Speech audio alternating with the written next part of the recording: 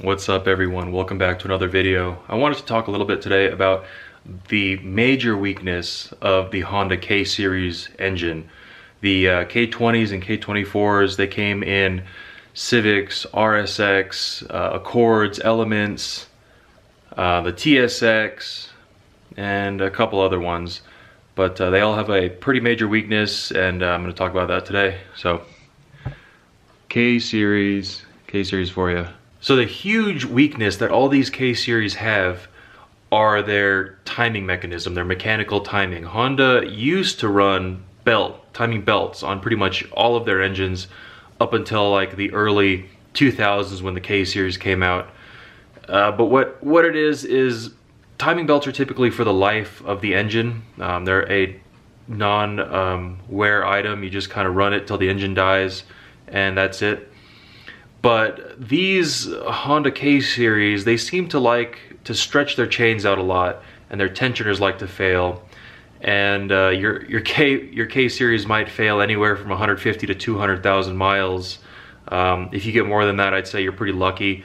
I've seen two Honda Accords that have actually died at 175,000 miles because they jumped timing and the intake valves slammed into the pistons and bent, so you have no compression and it just wouldn't run. It just crank and crank and crank.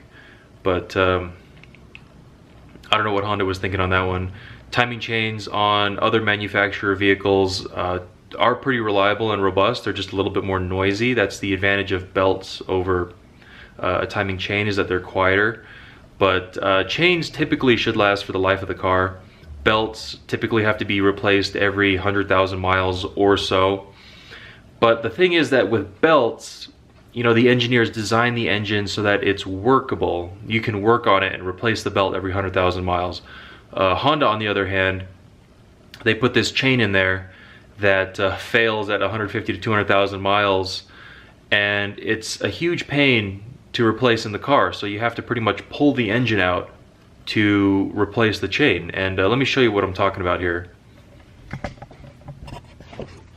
So K-Series, of course, K24A8 in a 2006 Accord, and the cam gears are right here, and there's this thin chain that, you know, runs from the cam gear down to the crank gear.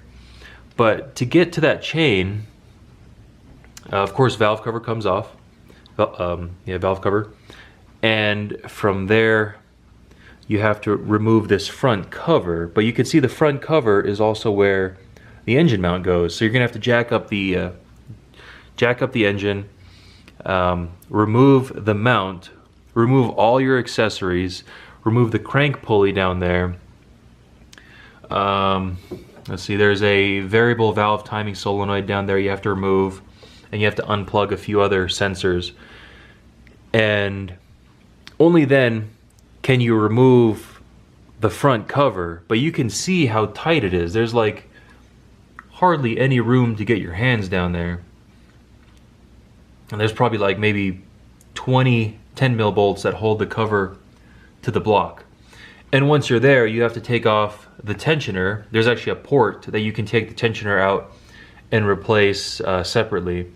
You need to take the tensioner off. You need to take two guides off down there. There's one guide up top, and then you can get the chain off. But then putting the new chain on is this complicated balancing act of making sure the cams don't jump and you get all the timing marks correct, and then you hold it all in place as you're putting the tensioner on so it all stays steady.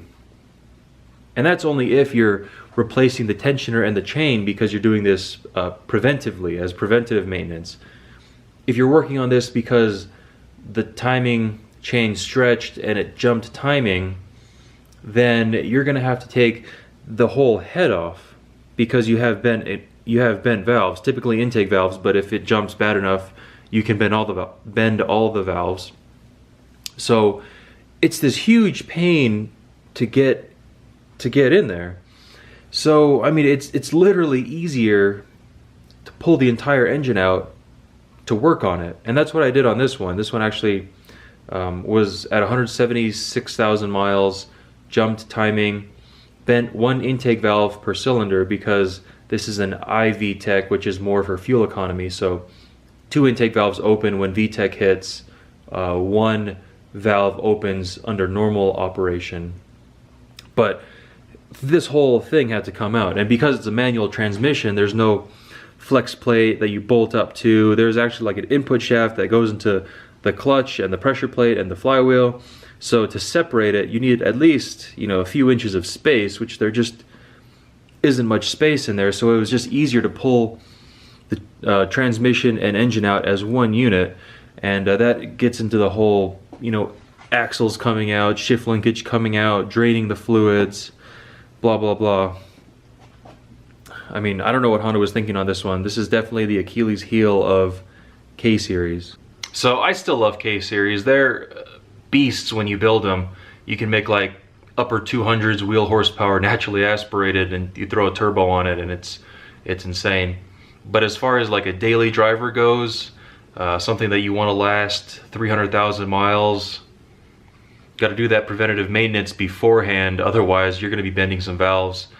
And like I said, I have no idea why Honda did what they did with their designs, but they could have definitely done it a lot better. Perhaps you know, even stayed with the belt design rather than a chain. But yeah, perhaps K20s are less prone to this just because the deck is shorter. They have a shorter chain, and with a shorter chain, of course, there's fewer chain links, and with fewer chain links, there are fewer places where the chain can stretch. So perhaps K20s are a little less prone to this. I was doing some reading, and some people were saying the tensioners were actually what were going bad. And that wasn't really the case on mine. My tensioner looked fine. The locking teeth on the tensioner were all fine. But when I took the tensioner off, it was pretty much extended all the way out. Like it gave all it had to give. So there was definitely a lot of slack in the chain. And it wasn't the tensioner. I think it was pretty much all the chain's fault on that one. But yeah, if you have a K-Series in your Element, Accord, TSX, RSX, Civic, whatever, I would recommend you do a timing chain and tensioner on that thing before things get too bad. And even if it doesn't get bad to the point where it'll